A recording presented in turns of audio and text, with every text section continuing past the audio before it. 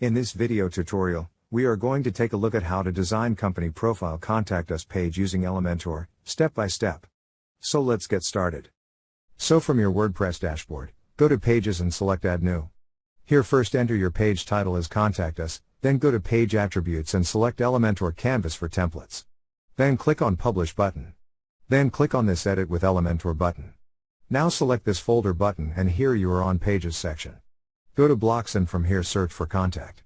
Here you get so many options and some are exclusively with Pro version. Let's open the one you like in free version and then click on Insert button to insert it. Then you can edit its content according to your contact information.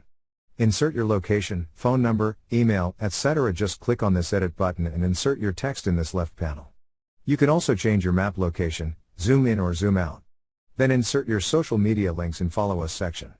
Here we have options for Facebook, Twitter, Google+, YouTube. Once done, click on Update button. So this is how you can design company profile contact us page using Elementor. Thank you for watching.